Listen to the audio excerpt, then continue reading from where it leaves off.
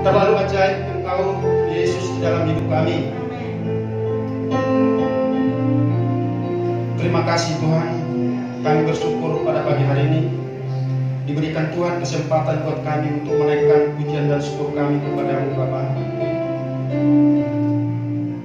Dan sudah memuji, menyembah Engkau ya Tuhan, dan saatnya kami akan diam mendengarkan firman Tuhan. Kiranya memberkati hamba-Mu yang tidak ada apa-apanya ini Tuhan, menjadi saluran berkat buat kami semuanya.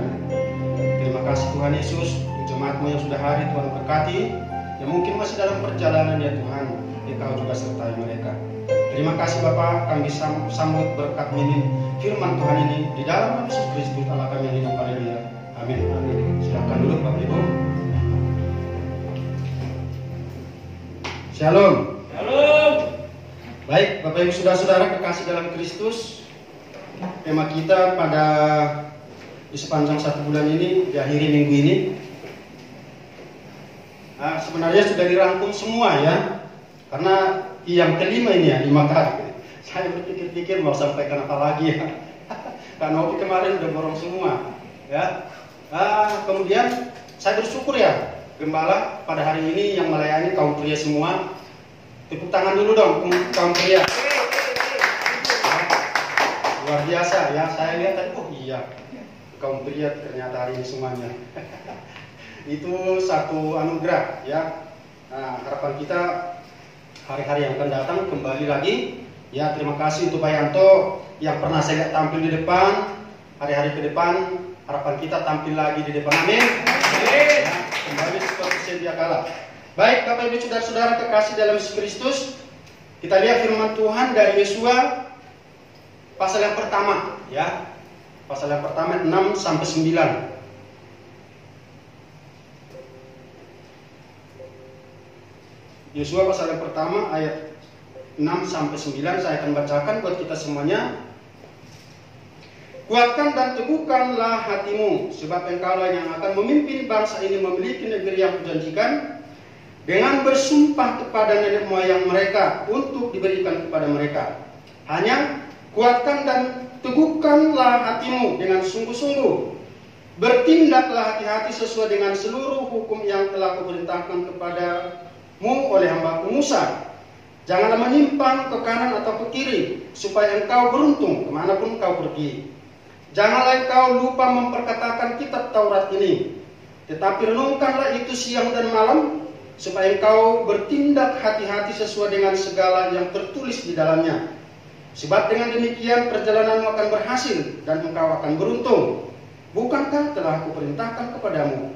Kuatkan dan teguhkanlah hatimu, janganlah kecut dan tawar hati, sebab Tuhan Allahmu menyertai engkau kemanapun engkau pergi. Tuhan menyertai engkau kemanapun engkau pergi. Luar biasa Bapak Ibu ya. Kalau kita lihat di dalam satu perikop, satu pasal ini, kata teguhkan ini 3 kali dari Tuhan, dan ada ayat terakhir itu 1 kali dari tim jemaah atau orang-orang Israel yang memberikan kekuatan juga kepada Yosua. Walaupun nanti akhirnya setelah di dalam perjalanan, kalau kita melihat di dalam pasal 8, pasal 10, yang akhirnya justru Yosua berkata kepada rekan-rekannya, semua orang-orang bersama-sama dengan dia, kuatkanlah hatimu. Ya, memang di dalam setiap perjalanan itu pasti ada masalah dan tantangan. Nah, Yosua sendiri kalau kita lihat ya, di mana dia berangkat bersama-sama dengan Musa.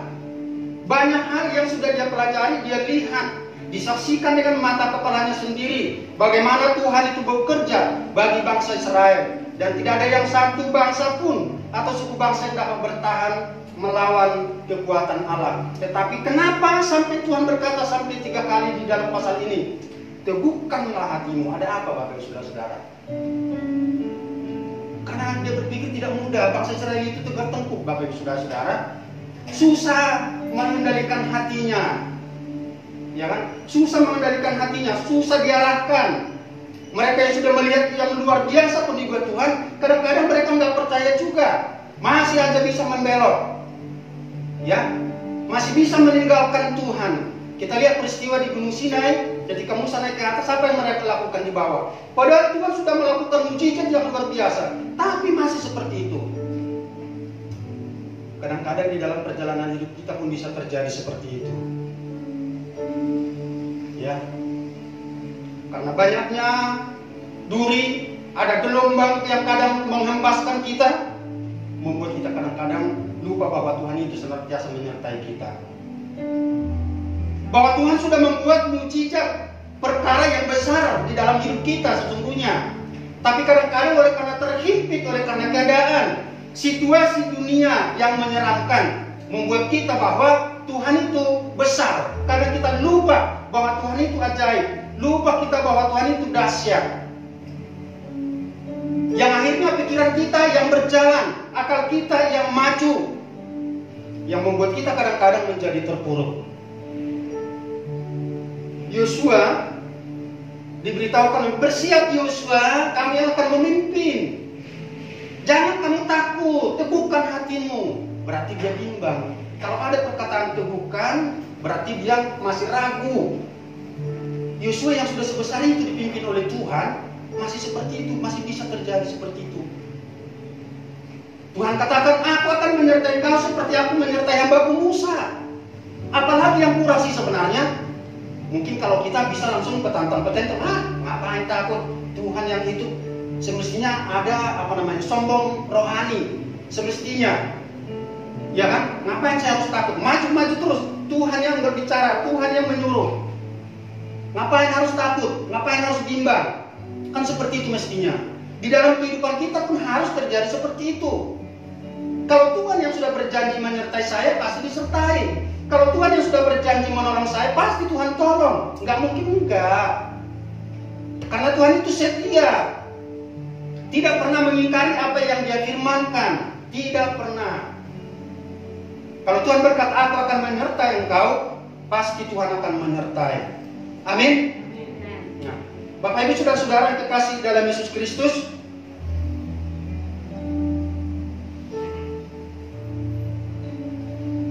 kalau kita lihat memang masalah hati ya. Kemarin saya mau ulang-ulang aja ini apa yang sudah dibawakan pembahasan sebelumnya.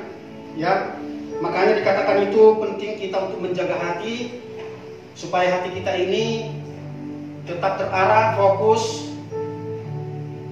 kepada satu tujuan, yaitu Yesus Kristus sebagai Tuhan. Nah, kita lihat di dalam Amsal ya kan. Masih saya bacakan aja ya. Amsal 4 ayat 23 ya.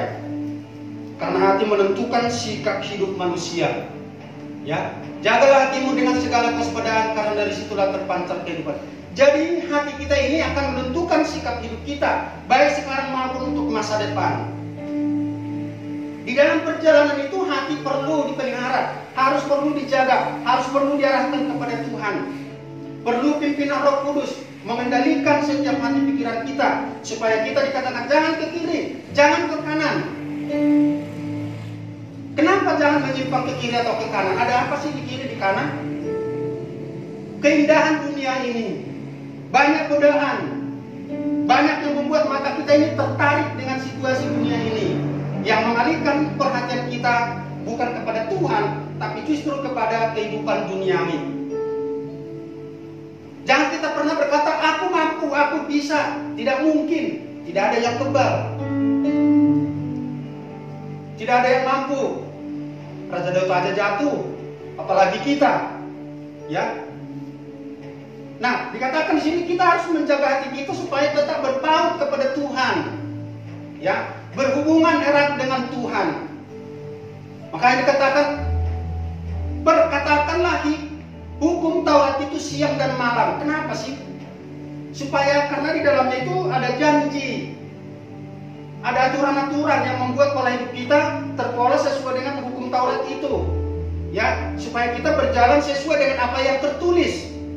Jangan di luar yang tertulis, karena nanti akan menjadi salah. Kita akan menjadi salah langkah. Kita akan melangkah ke kiri, maka orang-orang di sebelah kiri kita akan mengarahkan kita untuk hidup sesuai dengan apa yang mereka hadapi, apa yang mereka lakukan, yang membuat hati kita condong kepada apa yang mereka perbuat. Nah, seperti itu. Kita lihat, kita kembali dulu ke Raja Salomo. Di awalnya itu ketika dia memimpin bangsa itu, Tuhan bertanya, Salomo, apa yang kamu minta? Wah, luar biasa. Tuhan jangan berikan kekayaan atau kemiskinan kepadaku, kira-kira begitu ya. Tapi berikan aku hikmat untuk memimpin bangsa ini.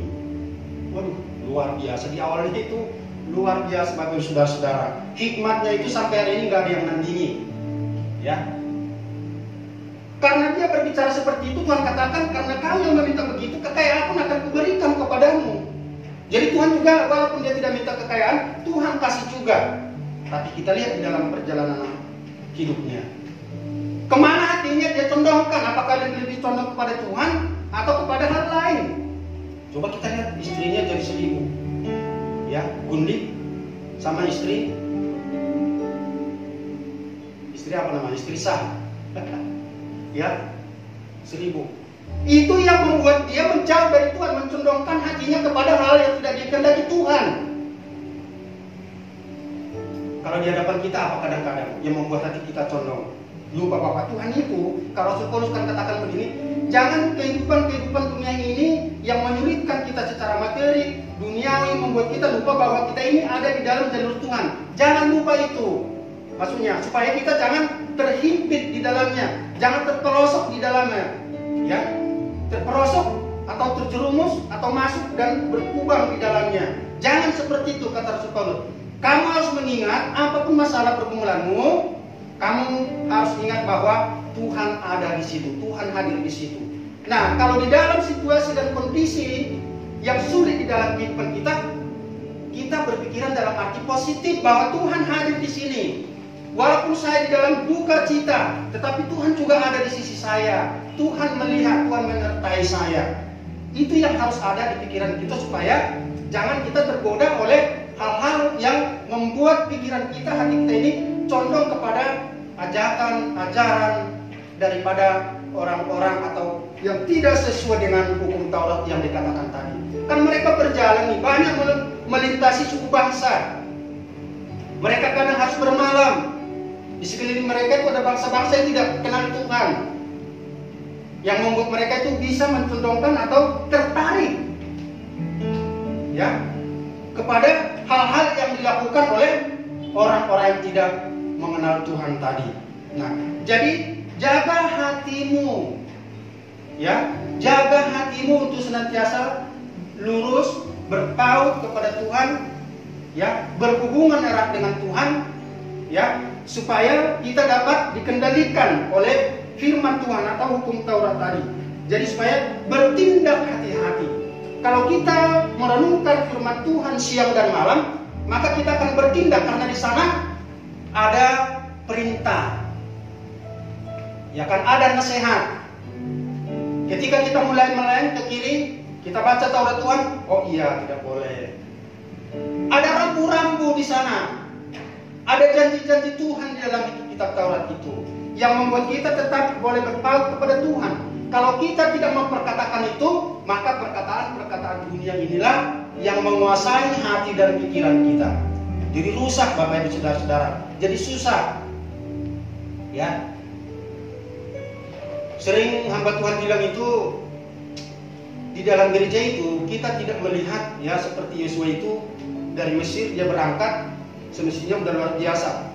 Tapi sampai firman Tuhan berkali-kali datang untuk bukan hatimu, di dalam kehidupan kita pun begitu. Dari kecil, dari kandungan kita menjadi orang Kristen, tapi itu tidak menjadi jaminan bahwa kita itu orang-orang yang sungguh-sungguh di dalam Tuhan. Tidak jaminan. Kalau tidak berpaut kepada firman Tuhan, kepada hukum Taurat, ya. Kenapa kita katakan begitu? Karena banyak orang Kristen katanya tidak ke gereja, ya kan?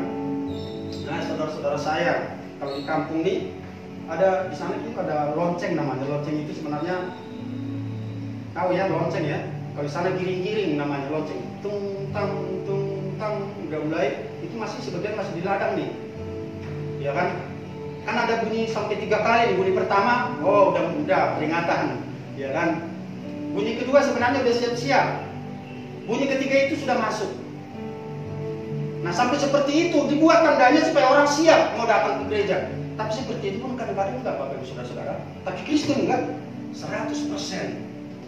Orang kampung itu Kristen 100%. Dari nenek moyang, satu pun enggak ada agama lain, ya. Maksud saya itu mau Katolik, Protestan buat saya sama, maksudnya penyembah Kristus. Tapi bagaimana gerejanya? Terisi nggak gerejanya semua? Enggak, Bapak Ibu Saudara-saudara. Hanya sebagian saja. Hanya hari-hari besar di gereja, Natal, pergantian tahun, ada makan-makannya di sana, pernikahan. Kalau dia ke gereja nanti anaknya nggak diberkati kan? Mau di mana? Dia bawa manu, mau nggak mau ke gereja dulu beberapa minggu ini sampai pemberkatan. Habis pemberkatan nggak ke gereja lagi. Lucu rasanya Bapak Ibu Saudara-saudara. Itu kejadiannya seperti itu. Timbul tenggelam. Bisa terjadi dalam kehidupan kita, bisa. Kenapa tidak? Yesua aja bisa begitu. Dia goyah. Tuhan katakan, jangan ketukar hati dong Yesua. Teguhkan hatimu. Aku akan berjanji akan menyertai kau seperti aku menyertai Musa. Dia lihat. Kalau kita lihat sampai ke depannya, ayat pasal-pasal nanti selanjutnya kita lihat itu, ya kan?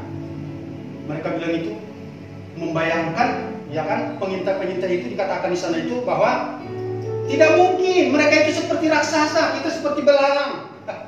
Tinggal dilahat aja habis. Bisa lagi menjadi kecut hatinya. Hidup kita juga seperti itu. Aduh Tuhan, bagaimana saya menjalani hidup seperti ini? Keadaan seperti ini Tuhan. Bagaimana melewatinya? Tapi Tuhan sudah katakan, aku akan menyertai, yang terpenting kamu berjalan bersama Tuhan. Itu janjinya. Yang lainnya urusan Tuhan. Yang penting kita berjalan dengan Tuhan. Urusan yang lain Tuhan punya urusan. Maksud saya di sini, kita kerjakan yang tugas kita. Tuhan mengerjakan tugasnya Tuhan. Jangan kita mengambil tugasnya Tuhan. Semua saya lakukan. Bisa, mampu, sanggup. Akhirnya kita lemas sendiri, terpuruk sendiri. Ya. Jadi sekali lagi, jaga hatimu supaya bertindak hati-hati. Jangan menyimpang ke kiri atau ke kanan, Bapak Ibu Saudara-saudara. Dan perkatakanlah hukum Taurat itu sehingga kamu bertindak hati-hati dan bertindak sesuai dengan nasihat firman Tuhan itu. Ya. Kita ini ibaratnya di dunia ini adalah seorang atlet. Ya. Bertanding, masuk di dalam pertandingan itu sudah dikupas Wisnovi beberapa lalu. Seorang pertanding itu, ya kan, Rasul Paulus katakan begini, aku adalah seorang olahragawan, seorang petinju yang bukan sembarangan meninju, dan seorang pelari bukan hanya sembarang berlari, tetapi aku mengarahkan mata saya tertuju ke depan, berlari sedemikian rupa sampai mencapai garis finish. Seorang pelari itu, ya kan, pelari jarak, ada jarak pendek itu 100 meter, 200, 400 meter. Nah, biasanya mereka itu pakai start. Nah, Pak Yunus mengerti ini. Ada start jongkok biasanya. Bersedia, siap, ya, berlari. 1 detik saja dia lalai di dalam ketika ya atau bunyi pistol dor, dia udah ketinggalan 10 detik. Konsentrasi, maksudnya di situ konsentrasi penuh. Tidak boleh waktu bersedia lihat sini nggak boleh. Siap, pandangan konsentrasi. Ya, jangan sampai ya orang lain bilang kita masih begini, ketinggalan. Fokus, mengiring Tuhan itu harus fokus. Ya, kemarin juga sudah diceritakan, dibawakan oleh yang banyak. Ya, fokus. Jangan katakan bisa nggak ya saya lalui. Nyampe nggak ya? Jangan katakan seperti itu. Yang ada di dalam hati kita, Tuhan bersama saya, semua perkara bisa akan dilalui. Amin. Karena tidak ada yang mustahil bagi Tuhan. Bagi manusia mungkin tidak mungkin. Ngapain kamu? Seperti orang nggak waras aja kamu. Kadang-kadang kalau kita dalam mengiring Tuhan dengan sungguh-sungguh, ada kalanya orang bilang kamu kayak nggak waras. Udah makan itu Tuhanmu. Ada yang begitu Bapak Ibu Saudara-saudara, ada. Udah nggak usah kerja kamu, udah iring Tuhan aja terus. Ada yang seperti itu. Kadang-kadang ada orang yang mengutamakan pekerjaannya, ya kan? Daripada segala apa yang berkenan kepada Tuhan, yaitu mencari Tuhan di dalam kehidupannya. Kemudian di dalam firman Tuhan itu kan berisi apa tadi? Berisi nasihat, berisi petunjuk, arahan, dan janji yang membuat kita itu mengerti akan maksud dan rencana Tuhan di dalam kehidupan kita, Bapak Ibu Saudara-saudara.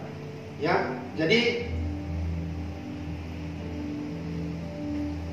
memberikan kepada kita hikmat, memberikan kepada kita bijaksana. Kita dapat mengendalikan hati kita. Kita dapat mengendalikan atau memimpin pikiran kita. Kalau firman Tuhan tidak ada, rusak kita, Bapak Ibu Saudara-saudara, susah. Ya kan? Nah, kalau kami di kaum pria kemarin itu luar biasa, Bu Gembala yang bercerita semua kaum pria di antara kami ini. Jadi banyak pengalaman. Kami bersyukur walaupun tidak semua minggu kemarin itu datang, tapi buat saya itu adalah luar biasa, istimewa ya. Ada 8 orang kalau tidak salah, kami ada 8 atau 7 orang itu bercerita tentang masa-masa di mana jauh dari Tuhan. Tapi ketika Tuhan sudah panggil, ketika Tuhan sudah memperlihatkan keajaiban Tuhan dan hidupnya boleh disaksikan dan membuat satu sukacita, rasa hormat, rasa kagum kepada Tuhan atas perbuatannya. Nah, walaupun kami tidak seberapa, sebenarnya hari itu saya secara pribadi saya gembira sekali, ya, gembira sekali. Hari itu saya bilang, aduh Tuhan Yesus, Engkau hebat, Engkau luar biasa. Kaum pria hari ini, walaupun kami tidak semuanya, saya bersyukur bisa berkumpul. Berkumpul kan bukan asal berkumpul, kita mendengarkan firman Tuhan. Yang sama dikatakan tadi, karena firman Tuhan itu yang membuat hati kita ini supaya kita mengerti jalan-jalan Tuhan, mengerti rencana Tuhan, mengerti maksud Tuhan di dalam kehidupan kita. Apalagi kami, maksudnya sebagai kaum pria, sebagai kepala keluarga. Ya, kadang-kadang tidak semudah membalik telapak tangan, berbicara seperti saya di mimbar ini, baik itu memimpin keluarga, baik di depan saudara-saudara, di depan kita sebagai jemaat. Ya, kadang-kadang tidak seperti apa yang kita ungkapkan. Kita berkata A, yang terjadi B. Apakah itu membuat kita menjadi surut dari Tuhan? Tidak. Tetapi dikatakan harus maju terus. Ada waktunya Tuhan akan bekerja, membuat sesuai dengan rencana dan kehendaknya terjadi di dalam setiap kehidupan kita. Bapak Ibu Saudara-saudara, sekarang ini kalau saya bertemu dengan orang tua mau anak-anak itu, dibandingkan dengan zaman kita, mungkin zaman-zaman 40 sekarang ke bawah itu, 40 tahun lah kita umurnya ke bawah itu, berbeda dengan anak-anak zaman now, zaman sekarang. Kalau zaman sekarang itu lebih condong pikirannya itu tidak taat kepada orang tua dan tidak mau menerima nasihat-nasihat yang baik dari orang tua. Kalau zaman dulu kita lihat, dilihat saja, ditatap dengan matanya saja, dia sudah mengerti. Tidak perlu orang tuanya bentak itu, dia sudah mengerti. Kalau sekarang Bapak Ibu Saudara-saudara dinasihati, malah kita yang dinasihati. Betul. Aduh, Pak Sarmen anak saya. Kalau guru kan nggak boleh marah ya, nggak boleh pukul, apalagi pukul. Itu polisi, wartawan, penjara, menanti. Jadi guru itu nggak boleh mukul anak. Guru cuma begini. Sebenarnya bukan membuat anak itu lebih baik, tapi justru mereka itu merasa ditimang, dininabobokan. Kesalahannya itu hanya dinasihati terus. Ulang lagi nasihati, sampai mati seperti itu Bapak Ibu Saudara-saudara. Firman Tuhan katakan itu, ya kan, ada nasihat tadi. Rotan pun bisa, asalkan untuk nasihat, untuk membimbing. Kadang-kadang harus terjadi seperti itu. Kalau zaman dulu kita di sekolah, siapa yang berani kalau dipukul, ngasih tahu orang tua ada yang berani? Tidak ada yang berani, akan ditambah di rumah. Bikin malu aja kamu. Ya kan, kalau kelihatan tangan kita tengah pukul, entah ada bekas merah atau apa, berani ada yang berani nunjukin ke orang tua? Zaman saya dulu, zaman begitu, nggak ada yang berani nunjukin ke orang tua, nggak ada. Karena kita akan mendapat sasaran lagi dari orang tua. Bikin malu. orang tua. Berarti kamu nggak becus, nggak benar kerjanya. Kamu nakal di sekolah. Kalau sekarang, mana gurunya? Siapa gurunya? Panggil polisi. Oh, datang wartawan, datang TV. Hancur Bapak Ibu Saudara-saudara. Jadi tidak mudah. Oleh karena itu nasihat firman Tuhan ini perlu. Walaupun sepertinya sulit, walaupun sepertinya itu dengan tanda kutip kata manusia, apakah mungkin? Tetapi bagi Tuhan tidak mungkin. Terus saja, terus. Kapan bisa berubahnya? Tuhan yang tahu. Yang terpenting kita akan lakukan tugas kita, ya kan? Makanya kalau bisa kita katakan di sini, Tuhan seperti mengojok-ojok Yosua. Ayo Yosua, gitu. Teguhkan hatimu. Kalau kata teguh itu saya ambil di sini di dalam menurut Kamus Besar Bahasa Indonesia. Kuat, berpegang pada adat atau janji atau perkataan. Contohnya, prinsip yang dianut dalam ketentuan yang lama, masih teguh pada adat nenek moyang. Artinya, arti lain dalam teguh adalah tetap tidak berubah. Tetap. Ibarat teguh itu udah berdiri di sini selamanya. Ini tadi yang awal itu hati. Kalau sekali Yesus, tetap Yesus. Sekali orang percaya, tetap menjadi orang percaya seperti itu. Apapun yang terjadi, tidak terpengaruh dengan adat-adat situasi apapun, baik di daerah-daerah saya, seperti yang sudah pernah saya ceritakan di dalam khotbah-khotbah saya tentang kehidupan orang-orang di kampung kita. Contohnya masih memberikan makan orang mati, masih memberikan siri berbicara, memberikan rokok, ya. Nah seperti itu. Jadi teguh itu teguh kepada Tuhan. Makanya kata teguhkan hatimu Yosua, kokoh dong, percaya dong. Lihat dong apa yang sudah saya buat, kata Tuhan. Masa kamu sendiri nggak percaya? Matamu sendiri udah melihat air aja terbelah, yang membuat Musa mujizat-mujizat. Masa kamu nggak lihat itu? Bangsa-bangsa yang terlewat itu, siapa yang bisa bertahan? Nggak ada kan? Masa kamu nggak kagum gitu? Masa nggak kamu lihat itu membuat hati kamu jadi percaya diri? Iya kan? Kalau sampai berulang-ulang dikata-katakan itu kepada anak kita, ibaratnya berulang-ulang tentang, berarti kan ada yang salah di situ, ada yang tidak benar. Berarti hatinya tidak sungguh-sungguh percaya kepada kita sebagai orang tua. Nah seperti itulah kepada Yosua, supaya dia itu teguh hatinya, jangan bimbang, jangan teguh dan tawar hati. Aku akan menyertai engkau. Nah Bapak Ibu Saudara-saudara yang terkasih dalam Yesus, di dalam perjalanan hidup kita, apapun masalahnya, apapun pergumulannya, serahkanlah kepada Tuhan dan yakin bahwa Tuhan sanggup melakukan perkara di dalam setiap kehidupan kita. Amin. Jangan takut, yang terpenting kerjakan tugas kita. Ya, Tuhan mengerjakan bagiannya. Apa bagian kita? Ya, beribadah, memuji Tuhan, mengerjakan tugas-tugas pekerjaan kita.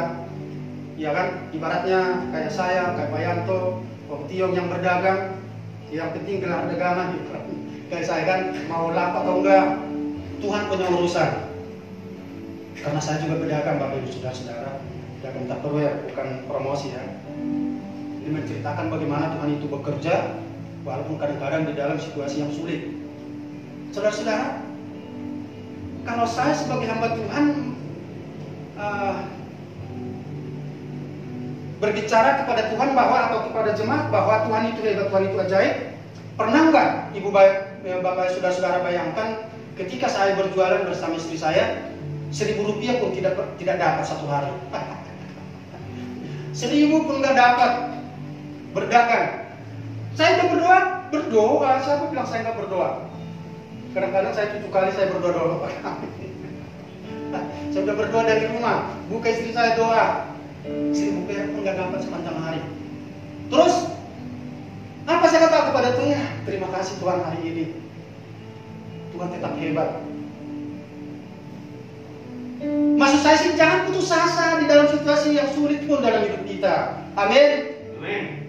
Jangan kecut hati kita, tetap semangat. Masih ada hari esok, berarti punya pengharapan. Nah Yosua Tuhan kasih seperti supaya punya pengharapan. Kau yang membawa mereka ini masuk ke sana, tidak ada yang lain. Jadi teguhkan hatimu. Ya, kalau kamu seorang pemimpin aja kecut tawar hati, bagaimana nanti mereka ini mau ikut? Kamu harus teguh, kamu harus yakin Seorang pemimpin itu harus berani. Ya. Bukan hanya berani berbicara, tapi berani bertindak. Tentunya sesuai dengan firman Tuhan yang sudah disampaikan oleh Tuhan. Baiklah Bapak Ibu Saudara-saudara, terjadi kiranya di dalam kehidupan kita. Apapun masalah yang kita lihat di depan, jangan pernah takut. Teguhkan hatimu, kuatkan hatimu, karena Tuhan menyertai kita senantiasa. Amin. Mari kita berdoa. Terima kasih Bapa kami yang ada di sorga, di dalam Yesus, Allah yang hidup, Allah yang luar biasa, atas kasih, penyertaan, pemeliharaan-Mu dalam hidup kami sampai hari ini. Firman Tuhan sudah kami dengarkan supaya hati kami tetap teguh mengiring Tuhan.